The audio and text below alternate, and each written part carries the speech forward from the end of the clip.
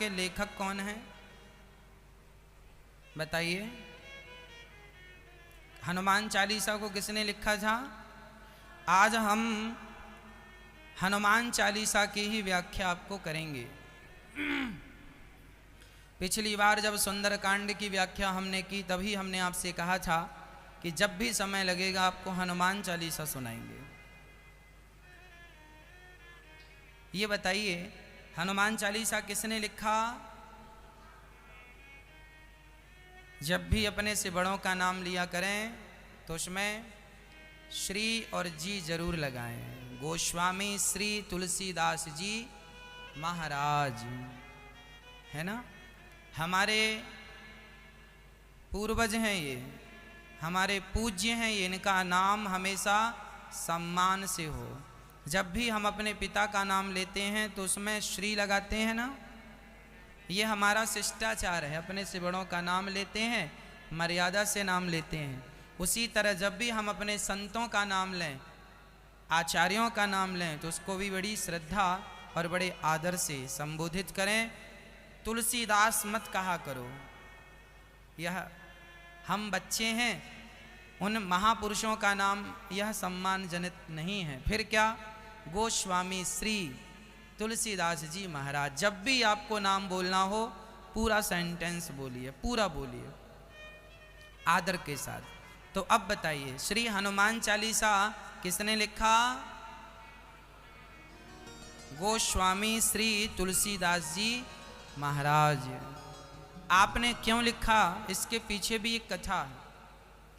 हनुमान चालीसा क्यों लिखा गया, इसके पीछे एक बहुत बड़ी कथा है। एक बार गोस्वामी तुलसीदास जी महाराज एक गांव से गुजर रहे थे। अचानक एक रोती हुई महिला गोस्वामी तुलसीदास जी के चरणों में आके गिर पड़ी। कहने लगी, महाराज आशीर्वाद दे दो। तो गोस्वामी तुलसीदास जी ने कह दिया, जाओ सदा सुहागिन रहो। एक स्त्री को सबसे इससे बड़ा वरदान और क्या होगा? उसको ये कहा जाए सदा सौभाग्यवती रहो, सदा सुहागिन रहो, सदा सुहागन रहो। इससे बड़ा और वरदान क्या चाहिए एक पतिव्रता नारी को? गोस्वामी जी को लगा ये रो रही है, कोई संकट है, तो कह दिया जाओ सदा सुहागन रहो। जब गोस्वामी जी ने ये आशीर्वाद दे दिया तब उस महिला ने रोते हुए कहा, महाराज मैं तो आपके चरणों में इसलिए आई हूं कि मेरे पति मर चुके हैं। उसके पति मरे पड़े थे और उसे पता चला कि नगर में गोस्वामी श्री तुलसीदास जी आए हैं। उस समय तुलसीदास जी बड़े विद्वान, बड़े भक्त के रूप में समाज में पूजे जाते थे। उस महिला को पता चला कि मेरे पति, उसके पति मर गए अचानक, और जब पति मरे उसे पता चला कि नगर में गोस्वामी श्री तुलसीदास जी आए हैं। चरणों में गिर पड़ी और अचानक तुलसीदास जी के मुख से निकल गया, सदा सुहागन रहो। अब तो चक्कर में पड़ गए बाबा जी। महाराज आपने मुझे सुहागन का वरदान दिया है और मेरे पति तो मर चुके हैं। उनकी अर्थी उठने वाली है, नगर इकट्ठा हो चुका है, अर्थी सजाई जा रही है। तब तुरंत श्री गोस्वामी जी ने भगवान से कहा, प्रभु ये क्या लीला है आपकी? यदि मेरे मुंह से कुछ निकला है तो नाथ मैं अपनी वाणी कभी नहीं बोलता। मैं तो जो बोलता हूँ रघुनंदन आपकी ही वाणी बोलता हूँ। शायद आपने ही बुलवाया है, और आपने बुलवाया है तो फिर ये वचन मिथ्या नहीं होना चाहिए। यदि एक भक्त का वचन मिथ्या चला जाता है ना माँ, तो भगवान पर उंगलियां खड़ी हो जाती हैं, विश्वास पर संदेह होने लगता है। और मैं आपसे कह चुका हूं कि भगवान कभी विश्वास को टूटने नहीं देते। भगवान सदा भक्तों के विश्वास की रक्षा करते हैं। जब श्री गोस्वामी तुलसीदास जी ने बड़े भाव से वहां बैठकर, बेटी तू चिंता ना कर, अब राम जी कुछ करेंगे। गोस्वामी जी वहां बैठकर और सीताराम सीताराम सीताराम सीताराम सीताराम सीताराम सीताराम सीताराम जपने लगे। और ऐसी श्रद्धा ऐसी भावना से जपे और भगवान उनके जपन से, भगवान उनकी भक्ति से ऐसे प्रसन्न हुए कि हमारे भक्त का वचन मिथ्या ना हो। उसका मरा हुआ पति उठकर बैठ गया। सबके देखते देखते यह बात हवा की तरह सारे संसार में फैल गई कि तुलसीदास जी बड़े चमत्कारी संत हैं। उस समय अकबर का शासन था। शासन किसका चल रहा था? अकबर का। जब यह बात अकबर को पता लगी कि हिंदू धर्म के कुछ संतों ने इतना बड़ा चमत्कार किया कि मुर्दे को जिंदा कर दिया, तो अकबर ने तुलसीदास जी को अपने यहाँ आमंत्रित किया, आओ और हमें भी कुछ चमत्कार दिखाओ। तुलसीदास जी मना करते हैं, अकबर हम ना तुम्हारे घर आएंगे, ना तुम्हारे दरबार आएंगे और ना तुम्हें चमत्कार दिखाएंगे। हम कोई चमत्कार दिखाने वाले बाबा नहीं हैं। हम तो सिंपल अपने राम का नाम जपते हैं। चमत्कार तो हमारे राम नाम में है, चमत्कार तो हमारे भगवान करते हैं और वह श्रेय अपने भक्तों को देते रहते हैं। भगवान सबसे बड़े चमत्कारी हैं। हम तो केवल उनका नाम लेना जानते हैं और हम तुम्हारे दरबार नहीं आएंगे, हमें कुछ लेना देना थोड़ी है तुमसे। अकबर को बड़ा बुरा लगा कि हिंदू संत ने हमारा अपमान कर दिया। अपने सैनिकों को भेजा, जाओ तुलसीदास को पकड़ कर लाओ। सैनिक गए, तुलसीदास जी के हाथों में हथकड़ियाँ डाल के बांध कर लेके आए, दरबार में खड़ा किया गया। तुलसीदास जी के हाथों में बंधन था, पाँव में बेड़ियाँ थीं और अकबर कह रहा था, यदि तुम बड़े भक्त हो, तुमने मुर्दे को जिंदा किया है, तो आज हमें चमत्कार दिखाओ। तुलसीदास जी बोले, भैया मैं भगवान का नाम जपना जानता हूँ, मेरे से चमत्कार नहीं आता। भगवान ही वचन की रक्षा करते हैं, मैं क्या करूं। जब तुलसीदास जी ने कोई चमत्कार नहीं दिखाया तो काल कोठरी में बंद कर दिया तुलसीदास जी को अकबर ने। उस काल कोठरी में गोस्वामी तुलसीदास जी ने हनुमान चालीसा की रचना की। इसमें लिखा है, उस काल कोठरी में जाकर श्री गोस्वामी तुलसीदास जी ने हनुमान चालीसा की रचना की और इसमें लिखा है, जो यह पढ़े हनुमान चालीसा। आगे गोस्वामी तुलसीदास जी इसमें लिख रहे हैं कि छूटहि बंदी महासुख होई, छूटहि बंदी महासुख होई। जो शतवार पाठ कर कोई, जो शत मतलब 100, जो शतवार पाठ कर कोई कर जोई, छूटय बंदी। जो 100 बार हनुमान चालीसा का पाठ कर लेगा। गोस्वामी श्री तुलसीदास जी ने अपने आप वहाँ काल कोठरी में हनुमान चालीसा शुरू किए और पढ़ने लगे। अपने आप हनुमान जी की कृपा हुई और हनुमान चालीसा पूरा होते होते जब यह चौपाई उन्होंने पढ़ी कि जो यह पढ़े छूटय बंदी महासुख होई, उसी समय हजारों की संख्या में बंदर वहाँ आए और बंदरों ने आके जो वहाँ का क्रूर शासक था, जिसने गोस्वामी जी को बंद किया था, उनकी सिंहासन तक बंदर पहुंच के और सारी सेना को जो बंदरों ने मारना शुरू किया, अर्थात स्वयं अनेक रूप में श्री हनुमान जी प्रकट होके और उस दुष्ट व्यक्ति को, उसकी सेना को जब तहस नहस करना शुरू किया, मारना शुरू किया, अकबर का शासन हिलने लगा। महाराज हाहाकार मच गया, कोई साबुत नहीं बचा। सारे सेना घायल पड़ी है, ना अस्त्र काम कर रहे हैं, ना शस्त्र काम कर रहे हैं, ना कुछ काम कर रहा है। अकबर घबरा गया, अब क्या करें, हम तो बड़े परेशान हैं। और बंदरों की सेना बढ़ने लगी, चारों तरफ से सेना घेर चुकी थी, अकबर घिर चुका था। तब किसी ने कहा कि आपने जो हिंदू संत को बंदी बना रखा है ये सब उसी के बंधन का ये प्रभाव है, उसे जल्दी आज़ाद करो। अकबर ने तुरंत जाकर तुलसीदास जी को प्रणाम किया, महाराज आपका चमत्कार हमने देख लिया, हमें माफ़ कर दीजिए। तब तुलसीदास जी बाहर आए और बाहर आते ही हनुमान जी का वह रौद्र रूप अपने आप समाप्त हो गया, अर्थात वहाँ एक भी बंदर नजर नहीं आए। इसलिए श्री हनुमान जी महाराज को प्रत्यक्ष रूप में हनुमान स्वयं गोस्वामी तुलसीदास जी बंधन में बंध चुके थे, तब हनुमान चालीसा का पाठ किया और छूटय बंदी महासुख होई। इसलिए आप भी संसार के बंधन से मुक्ति चाहते हैं, कोई आपका निर्दोष व्यक्ति जेल में चला गया है तो आप हनुमान चालीसा का 100 पाठ रोज कीजिए, हनुमान जी की कृपा से आप निर्दोष साबित होकर तुरंत बाहर आ जाएंगे। यह हनुमान जी की प्रत्यक्ष कृपा है। इसलिए हनुमान चालीसा का एक पाठ तो आप रोज करें। छूटय बंदी महा सुख होई। इसलिए गोस्वामी तुलसीदास जी ने यह काल कोठरी में हनुमान चालीसा लिखा है। कहाँ से शुरुआत करते हैं गोस्वामी जी?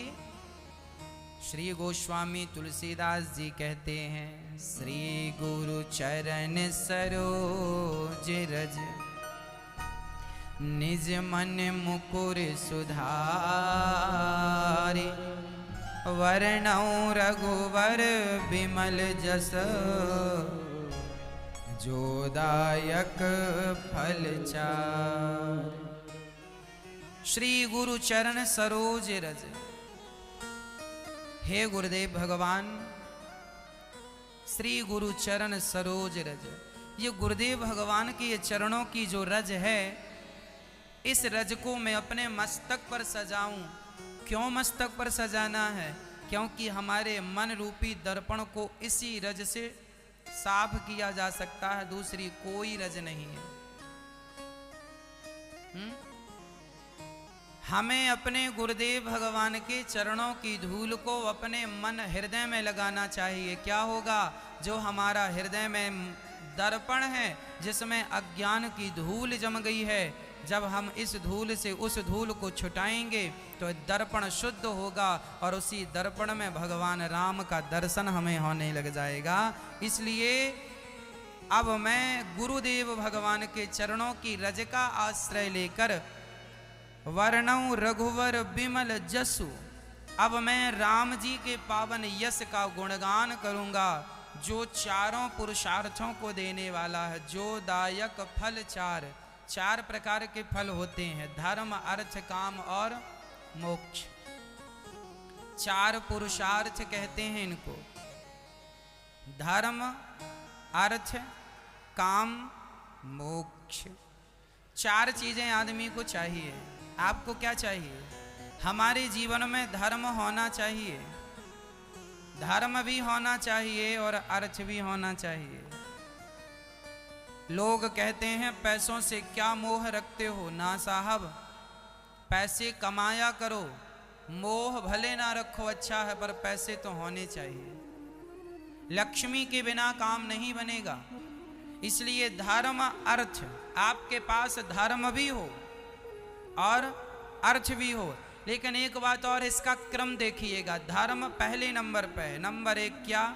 धर्म, दूसरे नंबर पर अर्थ, तीसरे नंबर पर काम और चौथे नंबर पर मोक्ष है। देखिए, नंबर 1 क्या? धर्म, नंबर 2 क्या? अर्थ, 3 काम, चौथे पे मोक्ष। समझिएगा, धर्म अर्थ काम मोक्ष। सबसे पहला है धर्म। यदि आपके जीवन में धर्म का आचरण आ गया, यदि आप धर्मात्मा हो गए, तो अर्थ अपने आप आएगा। आप लोग किसके पीछे भाग रहे हैं? अर्थ के पीछे ना, गलत रास्ता, ट्रैक ही गलत है आपका। अर्थ दूसरे नंबर पर है, धर्म पहले नंबर पर। धर्म के पीछे भागो तो अर्थ आपके पीछे पीछे भागने लग जाएगा। आप धन के पीछे भाग रहे हो तो ना धन मिला ना धर्म मिला। इसलिए हमें किसके पीछे भागना है? किसके पीछे भागना है? धर्म के धर्मो रक्षति रक्षिता। जब हम धर्म के पीछे भागेंगे तो धन हमारे पीछे भागेगा। लक्ष्मी किनके पीछे भागती हैं? बोलो, लक्ष्मी किसके पीछे भागती हैं? नारायण। और नारायण का नाम क्या है? नारायण का नाम ही धर्म है। भगवान नारायण का एक नाम है धर्म। भगवान का नाम क्या है? धर्म। ईश्वर का एक नाम है मैया धर्म। पर्यायवाची भगवान के 1000 नाम है ना, उन हजारों नामों में एक नाम भगवान का है धर्म। अब सोचिएगा, जब आप धर्म के पीछे भागेंगे, धर्म मीन्स सत्य, धर्म मीन्स सत्य, धर्म मीन्स दया, दया सत्य। जब हम सत्य के मार्ग पर रहेंगे, प्राण जाए पर हमारे वचन न जाए, प्राण जाए पर वचन। राजा हरिश्चंद्र बाजार में बिक गए, लेकिन उन्होंने अपने सत्य को, अपने धर्म को नहीं छोड़ा। रंती देव भूखे रह गए, पर उन्होंने उस हाल में भी अपने धर्म को, अपने सत्य को नहीं छोड़ा। गुरु नानक देव जी बड़ी कठिन मुसीबत विपत्तियों में रह गए, पर उन्होंने उस विपत्ति, उस मुसीबत में भी अपने धर्म को, अपने सत्य को उन्होंने नहीं छोड़ा। बस जब उन्होंने धर्म को नहीं छोड़ा, सत्य को नहीं छोड़ा, तो फिर उनके पास लक्ष्मी आई कि नहीं? हाँ या ना?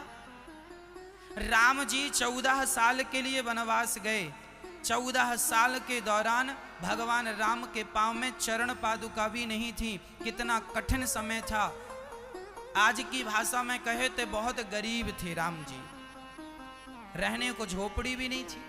आज की भाषा में राम जी क्या थे? गरीब थे, जंगल में घूमते थे। लेकिन जंगल में तो थे राम जी, लेकिन पालन किसका किया? किसका पालन किया? धर्म का। और जब धर्म का पालन 14 साल तक किया, तो 14 साल पूरे होने के बाद क्या हो गए? वो लक्ष्मीपति अर्थात अयोध्या के राजा हो गए। जो धर्म का पालन करेगा वही राजा बनेगा। जो धर्म का पालन करेगा, लक्ष्मी उसी को मिलेगी। बिना धर्म के लक्ष्मी मिल नहीं सकती। आप लाख उपाय कर लो। आप लोगों की गलतियां यह हैं कि आप लोग धर्म ही छोड़े बैठे हो। मांस खाना तुम्हारा धर्म थोड़ी है, पर तुम खा रहे हो। शराब पीना तुम्हारा धर्म थोड़ी है, पर तुम पी रहे हो। झूठ बोलना तुम्हारा धर्म थोड़ी है, पर तुम बोल रहे हो। निंदा करना तुम्हारा धर्म नहीं है, पर तुम निंदा कर रहे हो। चुगली करना तुम्हारा धर्म नहीं है, पर तुम चुगली कर रहे हो। तुम धर्म के विपरीत काम कर रहे हो, इसलिए तुम 2-2 पैसे के लिए मोहताज हो, इसलिए तुम परेशान हो। इसलिए धर्म का आचरण करना शुरू कीजिए। जब धर्म के मार्ग पर चलेंगे तो अर्थ अपने आप आएगा। धर्म और फिर दूसरे नंबर पर अर्थ। इसलिए आज कसम खाइए कि हम कभी अपना धर्म नहीं छोड़ेंगे। धर्म पे चलोगे तो अर्थ की प्राप्ति होगी। धर्म अर्थ, और फिर अर्थ आएगा तो फिर काम। अर्थ से कामनाएं पूरी होंगी। काम मतलब गाड़ी की कामना है, घर की कामना है, साड़ी की कामना है, हार की कामना है। तुम्हारे को सोना चाहिए, चांदी चाहिए, घर चाहिए, गाड़ी चाहिए, ऐशो आराम चाहिए, लग्जरी जिंदगी चाहिए। सब काहे से पूरी होंगी? धन से पूरी होंगी। तो धन होगा तो काम मिलेगा। धर्म अर्थ काम। काम की पूर्ति किससे होती है? धन से। और धन की पूर्ति धर्म से।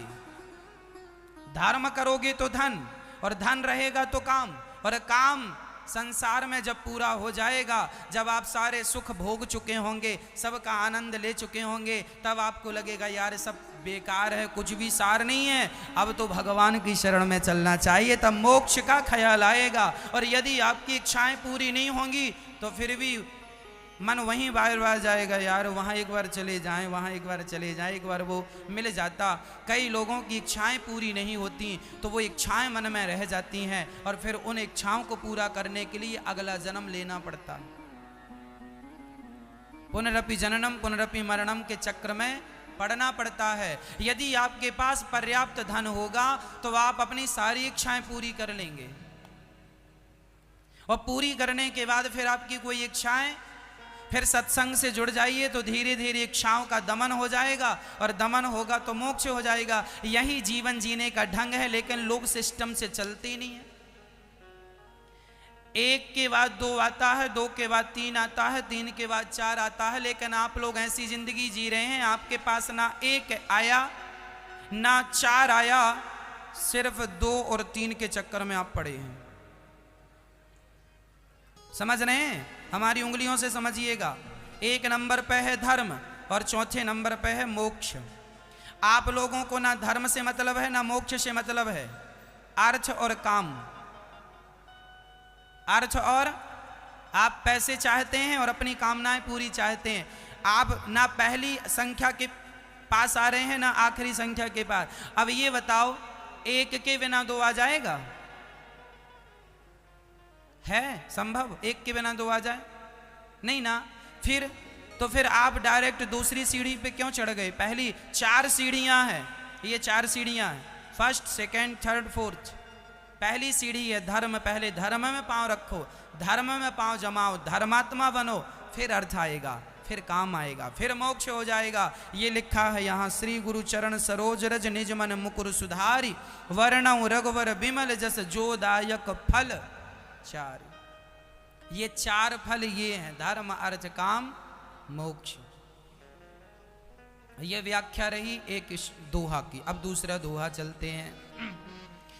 बुद्धिहीन तनु जान के सुमिरो पवन कुमार, बल बुद्धि विद्या देहु मोहि, हरहु कलेश विकार। हे नाथ, मैं बुद्धिहीन हूं, मैं बुद्धिहीन तनु जान के मैं अपने आप को बुद्धिहीन समझ रहा हूं। पवन देव मैं आपका स्मरण कर रहा हूं, मुझे आप ही बल बुद्धि विद्या, बल और बुद्धि और विद्या कौन देगा? बल चाहिए तो किसकी शरण में? अतुलित बल धामम। बल किनके पास है? हनुमान जी के पास। बुद्धि किसके पास है? हनुमान जी के पास। और विद्या किसके पास है? विद्यावान गुणी अति चातुर। फिर हनुमान जी के पास क्या है? बल बुद्धि और विद्या। यदि बल चाहिए, बुद्धि और विद्या चाहिए तो श्री हनुमंत लाल जी की शरण में जाओ। बल बुद्धि विद्या देहु मोहि, हरहु क्लेश विकार। सारे क्लेशों को, हमारे जो विकार हैं, हमारे अंदर कौन कौन से विकार हैं? काम क्रोध लोभ मोह, ये शत्रु हमारे भीतर बैठे हैं। यदि इन विकारों को, इन क्लेशों को समाप्त करना है तो श्री हनुमंत लाल जी के पास चले जाइए। हनुमान जी से ये सब काम क्रोध लोभ बड़े घबराते हैं, हनुमान जी से थर थर कांपते हैं। इसलिए हनुमान जी की शरण में चलें। जय हनुमान ज्ञान गुण सागर, जय कपीस तिहुँ लोके उजागर। हनुमान जी को कहते हैं जय हनुमान। जय शब्द क्यों? हनुमान चालीसा का पहला शब्द क्या है? पहला अक्षर क्या है? गोपी गीत भी जा से शुरू हुआ, जयति तेधिकम जन्मना ब्रज। और ये भी हनुमान चालीसा भी जा शब्द से। ये जो जा शब्द है यह भगवान की जय जयकार का सूचक है। जय हनुमान, हे हनुमान जी आपकी जय हो। जय हनुमान ज्ञान गुण सागर, हे हनुमान जी आपकी जय हो। किसी ने कहा हनुमान जी की जय क्यों कर रहे हो? क्योंकि हनुमान जी ज्ञान और गुण के सागर हैं। देखो हनुमान जी की बात समझिएगा, हनुमान जी ज्ञान के भी सागर हैं और गुणों के भी सागर हैं। अच्छा, ज्ञान और गुण अलग अलग हैं कि एक ही हैं? अलग अलग हैं। गुण क्या है? तुरंत निर्णय लेने की क्षमता आपके अंदर है, वह गुण है आपके। ज्ञान तो हमारे पास, आपके पास है, हमने पढ़ लिया, लिख लिया, ज्ञान है, लेकिन उस ज्ञान को प्रैक्टिकली कहाँ पे क्या कैसे यूज करना उस ज्ञान का। कहावत है, जहाँ सुई का काम हो वहाँ सुई का उपयोग हो, जहाँ तलवार का काम हो वहाँ तलवार का। किस समय हमें कौन सा ज्ञान चाहिए, किस समय किस ज्ञान से काम होगा, वो जो नॉलेज है वो हनुमान जी के पास। इसलिए पहली चौपाई में लिखा है, जय हनुमान ज्ञान, आप ज्ञान के गुणों के सागर हैं। मतलब इतने गुण आप में हैं, इतना ज्ञान आप में है, जैसे समुद्र की गहराई को नापा नहीं जा सकता, उसी प्रकार हनुमान जी के ज्ञान और गुण को कभी नापा नहीं जा सकता। ये चौपाई का ये अर्थ है। जय हनुमान ज्ञान गुण सागर, जय कपीश तिहु लोक उजागर। वाह, हनुमान जी का तीनों लोकों में जय जयकार है। हे हनुमान जी, आप कोई पृथ्वी लोक में नहीं, आप तो स्वर्ग आदि, वैकुंठ आदि, साकेत आदि लोकों में भी और पाताल लोकों में भी, तीनों लोकों में आपकी सत्ता है। अर्थात आप कहीं भी जाकर अपना प्रभाव दिखा सकते हैं। तीनों लोकों में हनुमान जी की जय जयकार है। तो हनुमान जी आपकी जय हो। रामदूत अतुलित बलधामा।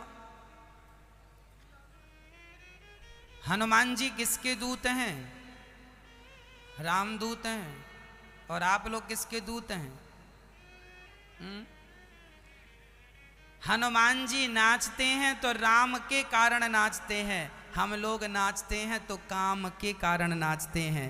दोनों ही नाच रहे हैं, वो राम के दूत हैं, हम लोग काम के दूत बने फिर रहे हैं। एक आदमी सवेरे जा रहा था, कहाँ जा रहे हो? काम से। शाम को फिर कहाँ जा रहे हो? काम से। कल फिर कहाँ जा रहे हो? काम से। काम से जाता जाता काम से चला जाता है। दिन रात कहीं जा रहा है, कहाँ जा रहे हो? काम से जा रहे हैं, काम से। आप लोग कहाँ जा रहे हैं? काम से। मतलब तुम किसके दूत हो? काम के, काम से जा रहे हो। और हनुमान जी कहाँ जा रहे हैं? माता सीता की खोज करने। किस काम से? राम जी के काम से। वो राम जी के दूत हैं और हम काम काम काम। वो राम राम राम, हम काम काम काम। यही अंतर है। हमें काम का दूत नहीं बनना, हमें काम नचा रहा है। हमें कौन नचा रहा है? काम। और हनुमान जी को कौन नचा रहा है? स्वयं राम। तो ये बताओ कि काम का बंदर बनना अच्छा है? किसी ने कहा हनुमान जी आप बंदर ही क्यों बन गए? भाई 84 लाख योनियां हैं, हनुमान जी कुछ और हो जाते, बंदर का रूप लेने की क्या जरूरत थी? कोई और बन जाते हनुमान जी। जैसे जामवंत जी जामवंत हैं, भालू का वृक्षराज का रूप लिए बैठे हैं, हनुमान जी बंदर ही क्यों बने? हनुमान जी ने कहा सिंपल फंडा है मेरा, जीवन में बंदर तो बनना ही पड़ता है। चाहे पत्नी का बंदर बन जाओ, चाहे भगवान का बंदर बन जाओ। आज पुरुष बंदर बने घूम रहे हैं, किसके बंदर हैं? पत्नी नचाती है नाचता है, पत्नी बुलाती है आ जाता है। किसका बंदर है? आपके पति आपके बंदर हैं या नहीं? हाँ या ना? फिर जीवन में बंदर तो बनना ही पड़ता है साहब। राष्ट्रपति जी भी अपनी पत्नी के सामने राष्ट्रपति नहीं होते। ज्यादा बोलते होंगे तो बोल देती होगी, सुनो जी यहां ना चलेगा तुम्हारा राष्ट्रपति शासन, यहां घर में बैठो काम करो। फिर अर्थ क्या निकला? बंदर तो बनना ही पड़ता है, चाहे पत्नी का बंदर। और ऐसा नहीं कि सिर्फ पति बंदर बनता है, पत्नियां भी तो बंदर बन जाती हैं। बंदर नहीं बंदरिया। हाँ, किसकी? पति की। पति तुम्हारा बंदर बना है तो तुम नाचती हो उसके लिए, किस बंदरिया बन के। ये जीवन में बंदर बनना पड़ता है, चाहे तुम पत्नी बन के पति की बंदर बन जाओ या पति पत्नी का बंदर बन जाए। हनुमान जी बोले जब बंदर बनना ही था तो मैं पति पत्नी का बंदर ना बन के राम जी का बंदर बन गया हूं। जैसे राम जी नचाएंगे मैं नाचता रहूंगा। भाई नाचना तो पड़ता है, बिना नाचे काम होना नहीं है। पत्नी कहेगी बाजार से जरा शक्कर ले आना, तुरंत नाचने जाएगा, तुरंत नाच नाच के आएगा, वो लेके आ गया। मंदारी बंदर को कैसे नचाता? मंदारी कहता ससुराल कैसे जाएगा, वो गाड़ी से जाके बताता। नाच देखा कभी बंदर का आप लोगों ने? क्या नाचता है? जमीन पर बैठेगा कि दरी पर? तो दरी बिछा के बोले ससुराल गया हूँ ना, जमीन में नहीं बैठूंगा, दरी बिछाएगा बैठेगा, चश्मा लगाता बंदर। वो मंदारी का नाचना, जो बंदर नाचता है वो भी समझदार होता है। तो देखो साहब, नाचना तो पड़ता है, जमाना नचाता है। हम सब नाच रहे हैं बंदर बन के, हम भी बंदर बन के नाच रहे हैं, आप भी बंदर बन के नाच रहे हैं, हनुमान जी भी बंदर हैं। फर्क इतना है कि हम काम के बंदर बने हैं, उन्होंने अपने आप को राम का बंदर बनाया। इसलिए जय रामदूत अतुलित बलधामा। हनुमान जी कामदूत नहीं, रामदूत।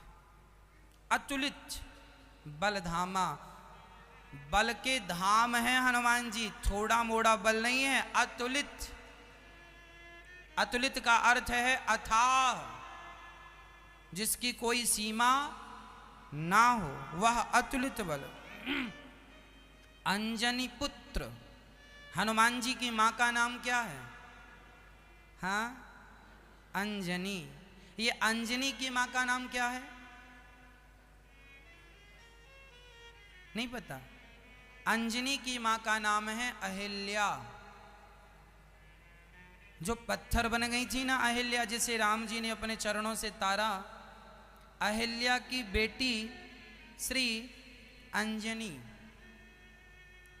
तो अंजनी पुत्र पवन सुत नामा। ये हनुमान जी अंजनी पुत्र पवन सुत नामा, इनका नाम है पवन सुत। महावीर विक्रम बजरंगी, महावीर। बार बार हनुमान जी के बल का वखान श्री हनुमान जी कर रहे हैं। महावीर, हनुमान जी को क्या कहते हैं? वीरों के वीर, महावीर। दुनिया में जितने हैं सब वीर हैं, हनुमान जी वीर नहीं है। हनुमान जी तो वीरों को भी वीरता देने वाले महावीर हैं, इसलिए महावीर। महावीर विक्रम बजरंगी, अतुलित पराक्रम हनुमान जी का बल है। कुमति निवार सुमति के संगी। ये कुमति निवार क्या है, सुमति के संगी क्या है? हनुमान सुंदर कांड में एक चौपाई है। चौपाई कहती है कि सुमति कुमति सबके उर रही, नाच पुराण निगम वस कहाही। जहाँ सुमति तहाँ संपत्ति नाना, जहाँ कुमति तहाँ विपत्ति निदाना। जहाँ सुमति तहाँ संपत्ति नाना, जहाँ कुमति तहाँ विपत्ति निदाना। सुमति कुमति सबके उर रही, नाच पुराण निगम वस कहाही। कुमति निवार सुमति के संगी। वाह वाह, हनुमान जी कैसे हैं? दो चीजें होती हैं मैया, एक होती है कुमति, एक होती है सुमति। और विभीषण जी रावण को समझा रहे हैं कुमति सुमति सबके उर रहाही, नाच पुराण निगम अस कहाही। अच्छा ये बताओ, आपके घर में दोनों चीजें हैं, प्रेम भी है और झगड़ा भी है। पत्नी से आप सवेरे लड़ लेते हैं, शाम को प्यार कर लेते हैं। मतलब आपके यहाँ कुमति और सुमति दोनों हैं। हाँ या ना? सबके घर होती है। यहाँ ये बात स्पष्ट समझ लेनी चाहिए कि देखो लड़ाई झगड़े सबके घर होते हैं। सबके घर, जहाँ चार बर्तन हैं आवाज तो आएगी। सबके घर में झगड़ा होता है, किसी के घर थोड़ा, किसी के घर और थोड़ा, किसी के घर ज्यादा, किसी के घर और ज्यादा, बस सबके घर होता है, संभव है। भगवान राम के घर झगड़ा हुआ नहीं हुआ? झगड़ा ना हुआ होता तो राम जी वनवास ना जाते। केवल राम जी के घर झगड़ा हुआ ना, भगवान श्री कृष्ण के घर झगड़ा हुआ। कहां झगड़ा हुआ? मामा जी माता भगवान श्री कृष्ण की मां अर्थात देवकी मां के बाल पकड़ के जेल में बंद कर रहे हैं, झगड़ा नहीं तो क्या था?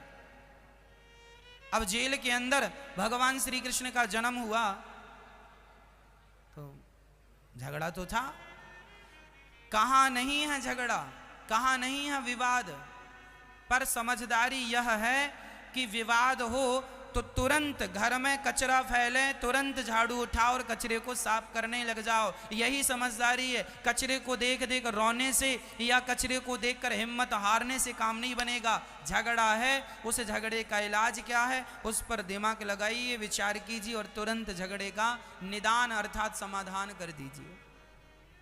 जहां सुमति तहां संपत्ति नाना, जहां कुमति तहां विपत्ति निदाना। जहां सुमति, जहां एकता है, जहां प्रेम है, वहां सबका वास है।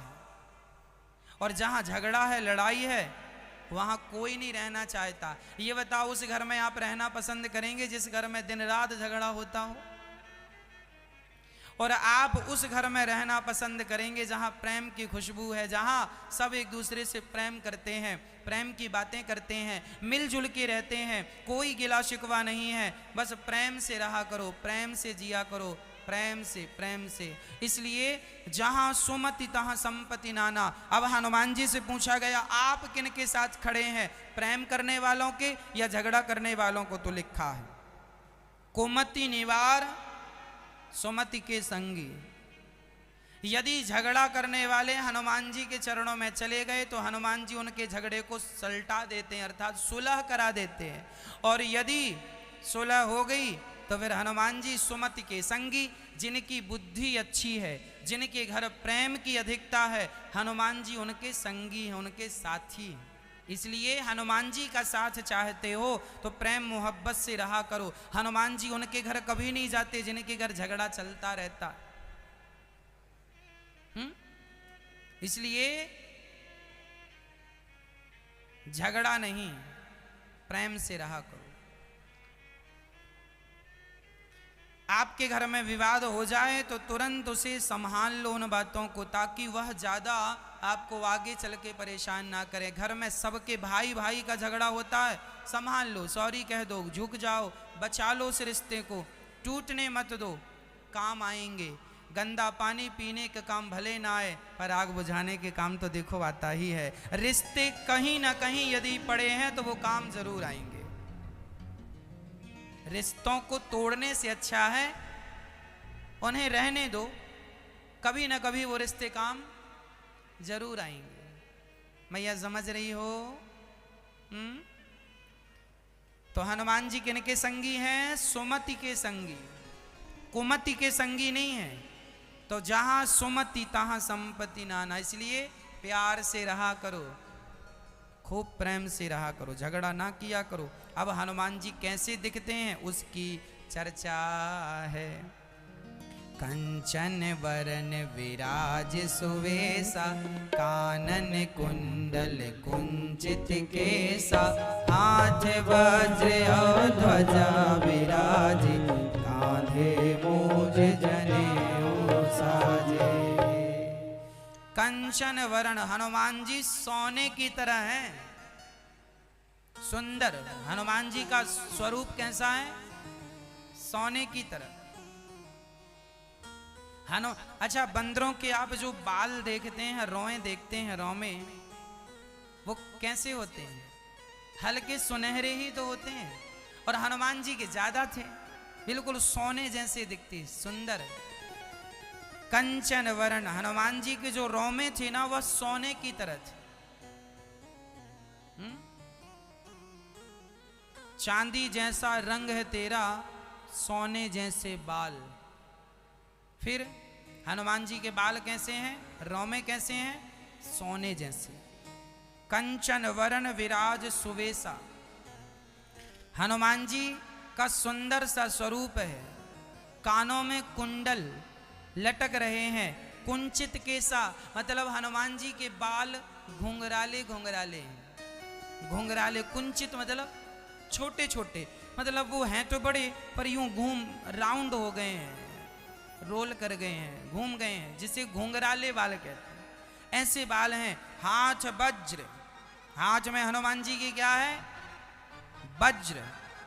और ध्वजा विराजे, हनुमान जी झंडा भी लेके चलते हैं, तिरंगा झंडा। झंडा ऊंचा रहे हमारा विजयी विश्व, तिरंगा प्यारा। हनुमान जी के हाथ में क्या है? झंडा लाल कलर का। उस झंडे में राम जी अंकित हैं। उस झंडे में कौन है? राम जी। आप भी अपने घर में झंडा लगाया करो। कहते हैं जिसके घर में ध्वजा लगी होती है, ध्वजा जिसकी लहरा रही है घर के ऊपर, उसकी विजय पताका सदा लहराती रहेगी। इसलिए वास्तु के अनुसार भी घर के ऊपर छत पर झंडा लगाया करो। उस झंडे में या हनुमान जी बने हो, या मर्यादा पुरुषोत्तम हमारे श्री राम जी बने हो, या लाल कलर का भगवा कलर का वो झंडा होना चाहिए। क्योंकि सूर्य भगवान जब उदय होते हैं ना, तो पूरा आकाश भगवा हो जाता। यह हमारे संतों का रंग भगवा है, इसलिए हम लोग इस रंग को बड़ा पवित्र मानते हैं। इसलिए इस कलर का झंडा हमेंल घर के ऊपर लगाना चाहिए। हनुमान जी भी ध्वजा लेके चलते हैं। आजकल लोग अपने घरों में जूता लटका लेते हैं।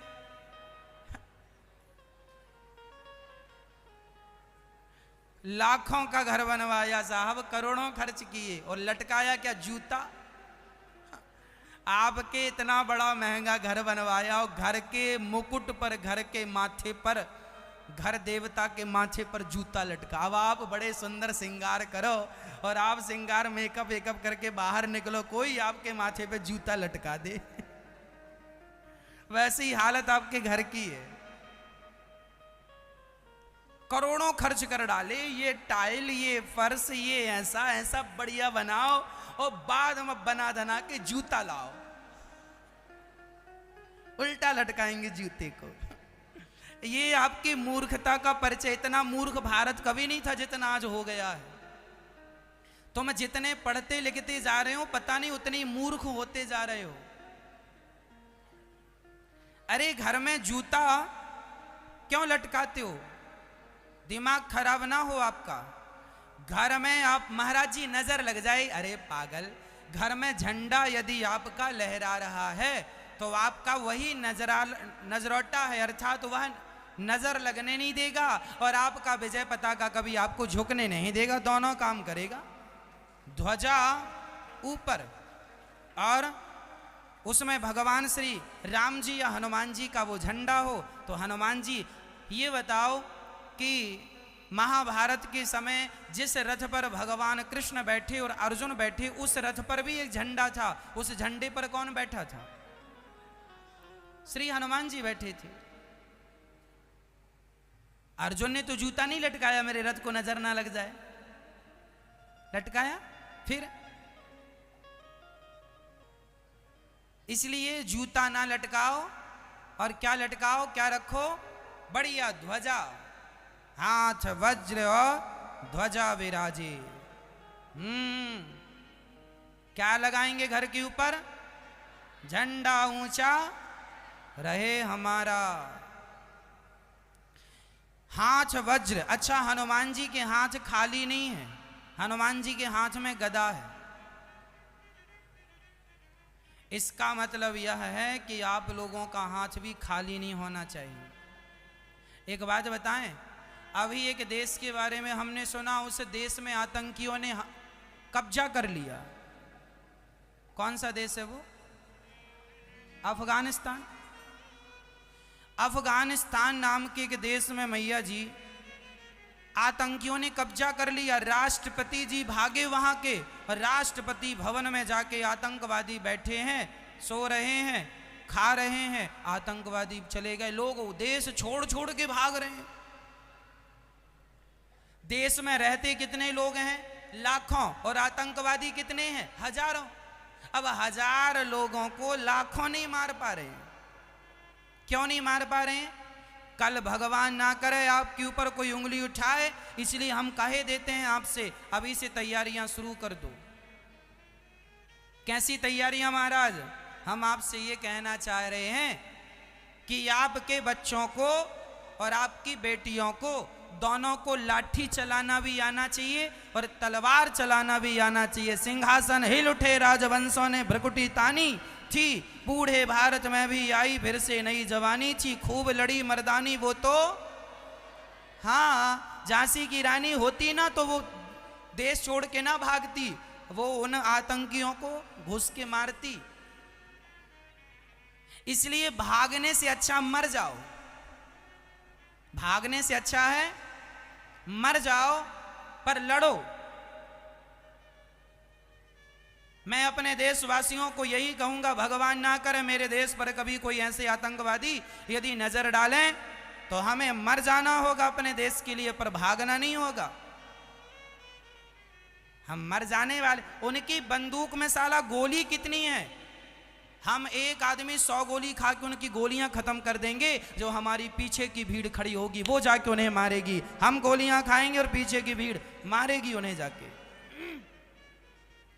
हाथ वज्र और ध्वजा सीख लो हनुमान जी। हमारे देवी देवता खाली हाथ नहीं बैठे। राम जी के हाथ में धनुष है, दुर्गा जी के हाथ में त्रिशूल भी है, चक्र भी है, भगवान नारायण सुदर्शनधारी हैं।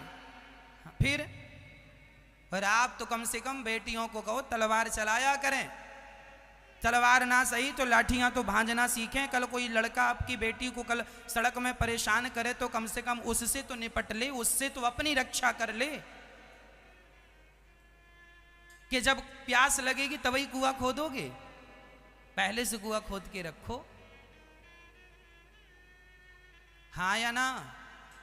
तो आप भी अपनी बेटियों को और अपने बच्चों को पढ़ाएंगे और देश प्रेमी बनाएंगे। बेटा देश पर कभी संकट आएगा तो देश छोड़ के भागने का नहीं, देश के लिए लड़ने का और देश के लिए मरने का।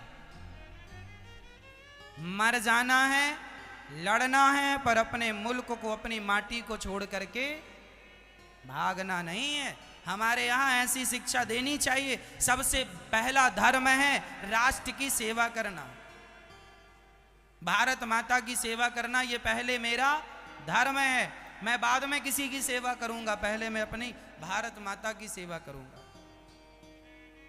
हनुमान जी हाथ वज्र और ध्वजा विराजे, अपना झंडा और अपना अस्त्र लेके चलो। हम ये नहीं कहते कि तुम तलवार सीख कर किसी को भी तलवार मार दो ना, तलवार से मारना नहीं है किसी को, पर मुसीबत के समय पे आपको चलानी तो आनी चाहिए।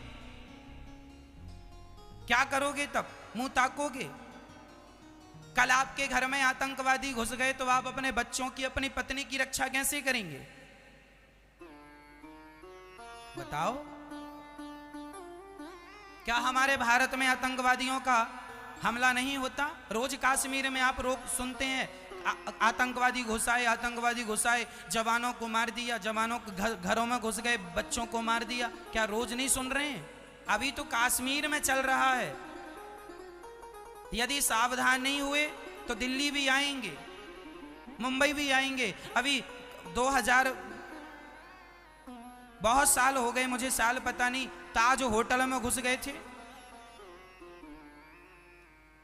थे आतंकवादी। मुंबई की घटना है, हजारों लोगों को मार दिया था।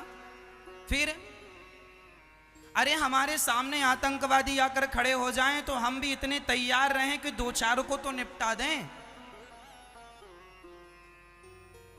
क्या हम दुष्टों से अपने आप को बचा लें तो क्या ये योग्यता, ये टैलेंट हमारे अंदर आएगा? तो क्या ये गलत है? हमारी लड़कियां, हमारी बहन बेटियां आत्मरक्षा कर सकें सभी से, तो क्या ये गलत शिक्षा है? अरे शिक्षा होनी, हम तो कहते हैं आप लोग डिमांड करो सरकार से कि हर स्कूलों में 1 घंटे का पीरियड आत्म सुरक्षा के लिए सिखाने के लिए दिया जाए। स्कूलों में लाठी चलाना, तलवार से चलाना सिखाया जाए कि ऐसे चलाना, ऐसे आत्मरक्षा करनी है, तब जाके हमारा भारत सुरक्षित होगा। आपकी सुरक्षा से हम सबकी सुरक्षा है। देश को सुरक्षित करना होता है तो देश के प्रत्येक नागरिक को सुरक्षित करना होता है। देश के प्रत्येक नागरिक की सुरक्षा से ही देश सुरक्षित होता है। हाँ या ना? पब्लिक से देश होता है। पब्लिक ही नहीं है, लोग ही नहीं है, तो वो कैसा देश? आप ही नहीं है, हम ही नहीं है, तो देश क्या है? इसलिए हाथ वज्र हाँ, हनुमान जी सिखा रहे हैं खाली हाथ ना रहना, नहीं कोई भी तुम्हें थप्पड़ लगा के चला जाएगा। हम किसी को मारते नहीं है, पर हमें कोई छेड़ता है तो फिर छोड़ते। हाँ, हम छेड़े किसी को ना, पर हमें कोई छेड़े तो हम छोड़े भी ना। ये सिद्धांत लेके चलोगे सुखी रहोगे। और ज्यादा मीठे बनोगे ना तो गन्ना मीठा होता है, कोल्हू में पेरा जाता है। जो ज्यादा मीठा होता है वो अपना नाश कराता है। देखो तो मीठे गन्ने को कोल्हू में पेरा जाता है। चार भाई हो, चार भाई में एक भाई बड़ा सीधा साधा भोला भाला हो तो तीन भाई चूना लगा देते हैं भोले भाले को, उसकी भी प्रॉपर्टी कब्जा कर लेते हैं। तू भीख मांग ज्यादा भोलू बन रहा है। ज्यादा सीधेपन का तुम्हारा सगा भाई भी फायदा उठाता है। नहीं, हजारों भाई मैं तुम्हें लाके खड़ा कर दूंगा, सीधे साधे भाइयों का भाई लोग गलत फायदा उठा लेते हैं। वो बड़ा सरल था, सीधा था, बोलता नहीं था, इज्जत करता था अपने भैया की, लेकिन भैया तो छाती पे नाच रहा है। जो ज्यादा मीठा होगा वो अपना नाश कराएगा। सीख लो, हमें जरूरत से ज्यादा मीठा होना चाहिए। स्वभाव में, संस्कारों में मिठास होनी चाहिए, पर जहां लगे कि हमारे साथ गलत हो रहा है फिर वहां अपनी चुप्पी तोड़कर अपनी रक्षा करनी चाहिए। भाई गलत कर रहा है तो भाई से भी कहो मेरे साथ गलत कर रहा है। कब तक सहोगे अपने भाई का? आवाज उठानी चाहिए, गलत नहीं। पाप करने वाला भी पापी होता है और पाप को बर्दाश्त करने वाला भी पापी होता है। गलत करने वाला भी पापी होता है और गलत को सहन करने वाला भी। फिर ना गलत करो, ना गलत सहो, ना सहना है ना। हम किसी को परेशान नहीं करते, पर हमें कोई परेशान करेगा साहब फिर हम अपना रौद्र रूप दिखाएंगे।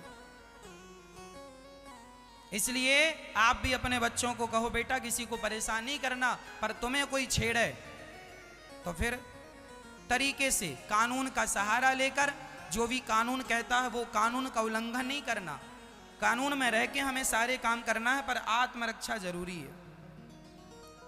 हाँ, हाथ वज्र बोलो ध्वजा विराजे, कांधे मूंज जनेऊ साजे। कंधे पर हनुमान जी के जनेऊ है। कौन सा जनेऊ? मूंज का। मूंज क्या होता है? कुशा, कुश, कुशा का जनेऊ।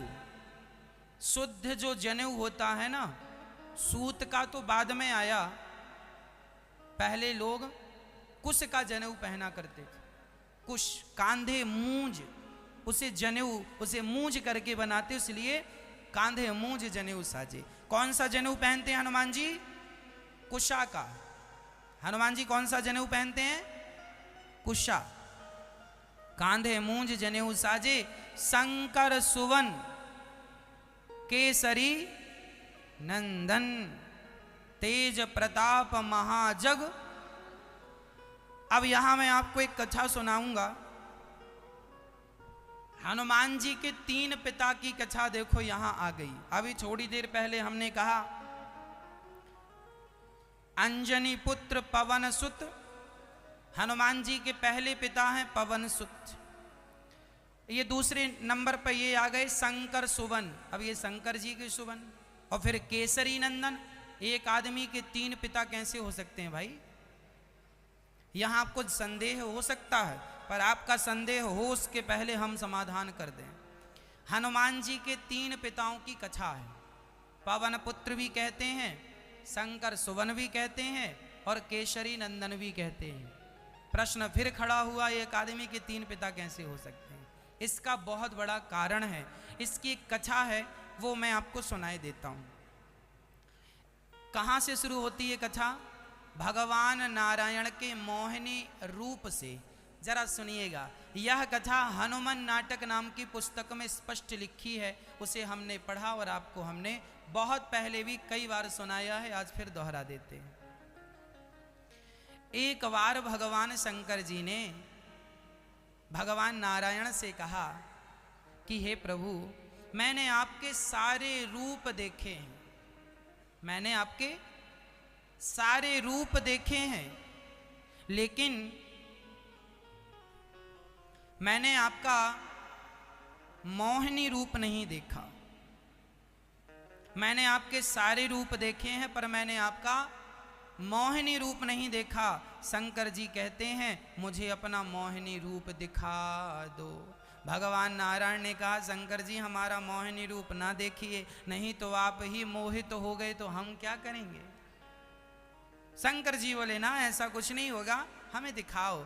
अब भगवान बोले मत देखो शंकर जी, ना ना दिखाओ, मत देखो शंकर जी, ना ना दिखाओ। तो भगवान अच्छा ठीक है देख लो। और भगवान जब नारायण मोहिनी रूप में आए तो भगवान इतने सुंदर थे, इतने सुंदर, वो भगवान ही हैं, उनसे सुंदर तो सृष्टि में कुछ हो नहीं सकता। उनका मोहिनी रूप इतना सुंदर शंकर जी ने कभी देखा नहीं, देखते ही शंकर जी मोहित हो गए। और शंकर जी मोहिनी भगवान को पाने के लिए दौड़ने लगे, तुम्हें गले लगाएंगे, तुम्हें हृदय से लगाएंगे। अब मोहिनी भगवान के पीछे भागे, और शंकर जी जब पीछे भागे तो शंकर जी मोहिनी भगवान के पीछे भागते भागते वो कामांध हो गए। और तभी शंकर जी का तेज निकल गया। अब शंकर जी का जब तेज निकला तो वह ऊपर से जब नीचे गिरने लगा तो भगवान नारायण को लगा ये शंकर जी का तेज गिरेगा, प्रलय ला देगा। तुरंत भगवान नारायण ने उस तेज को अपने हाथ में थाम लिया। भगवान शंकर का वह तेज अपने हाथों में थाम लिया। अब शंकर जी और भगवान नारायण संग में हो गए। भगवान नारायण ने कहा मना किया था मत देखिए, देखो देखा, परिणाम ये तेज आपका निकल गया। अब क्या करें? बोले ये आपका तेज है, यूं तो फेंक नहीं सकते, कहीं ना कहीं स्थापित करना पड़ेगा, किसी स्त्री के गर्भ में डालना पड़ेगा। अच्छा कैसे, कौन स्त्री है? बोले अंजनी नाम की स्त्री यहाँ पर रहती है, चलो हम दोनों चलते हैं। तो शंकर जी और भगवान नारायण दोनों सामान्य साधु के रूप में आए, वो तेज हाथ में लेकर, और अंजनी से कहा जरा हमें पानी पिलाओ। अंजनी बोली पानी तो पिलाएंगे पर हम किसी पुरुष का स्पर्श नहीं करते। ठीक है स्पर्श मत करो, पर ये बताओ तुमने गुरु मंत्र लिया है? बोले हाँ हमने गुरु मंत्र तो अभी नहीं लिया। तो भगवान नारायण ने कहा जो गुरु मंत्र नहीं लेता हम उसके हाथ का पानी नहीं पीते, तो पहले गुरु मंत्र लो। तो अंजनी ने कहा आप ही गुरु मंत्र दे दो। तो अंजनी ने अपना कान ऐसे बाहर किया तो भगवान नारायण ने शंकर जी का वह तेज पवन देवता से कहा आओ जरा मदद करो। तो जैसे आप कोई वजनी सामान उठाने के लिए क्रेन बुलवाते हैं और क्रेन से उठाकर सामान रखवा देते हैं, उसी प्रकार पवन देवता आए और उन्होंने अंजनी भगवान शंकर का तेज भगवान नारायण के हाथ से उठाया।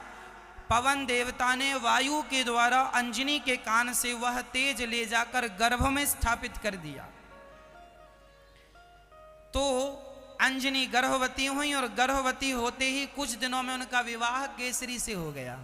तो अब समझिएगा, चूंकि शंकर जी का तेज था तो शंकर सुवन, शंकर जी के पुत्र कहलाए हनुमान जी।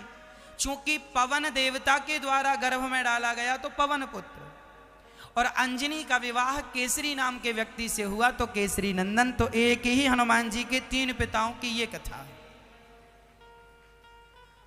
इसलिए शंकर जी भी पिता माने गए और पवन पुत्र पवन भी माने गए और केसरी भी माने गए। ये कथा है हनुमान जी के इस चौपाई की ये व्याख्या। शंकर सुवन केसरी नंदन, तेज प्रताप, हनुमान जी का तेज और प्रताप ऐसा है जिसे तो सारा जग वंदन करता है। हनुमान जी का तेज ऐसा है सारे लोग उनको वंदन करते हैं, हनुमान जी को सब नमस्कार ही करते हैं। हनुमान जी से कोई उल्टी बात नहीं कर सकता। हनुमान जी से कलयुग में बिल्कुल प्रत्यक्ष रूप में है। आपको पता है वर्षों पहले अयोध्या के हनुमानगढ़ी मंदिर में आतंकवादियों ने टाइम बम लगाए थे। अयोध्या के हनुमानगढ़ी मंदिर में कुछ आतंकियों ने वर्षों पहले टाइम बम लगाए थे। अचानक वहां पर बंदर आए और उन्होंने उस टाइम बम का वह तार निकाल दिया। ये बात हम नहीं कह रहे हैं, आप न्यूज में, अखबार में उस समय की वो निकाल के देख सकते हैं, सुन सकते हैं। अयोध्या में बम लगाए गए थे, हनुमानगढ़ी को उड़ाने का प्लान था आतंकवादियों का, लेकिन वहां प्रत्यक्ष रूप में हनुमान जी प्रकट होकर के तारों को निकाल करके और उस विस्फोट को होने ही नहीं दिया। और एक बम नहीं, कुछ और बम भी थे, अधिक संख्या में थे, सभी डिस्फ्यूज किए गए हनुमान जी के द्वारा।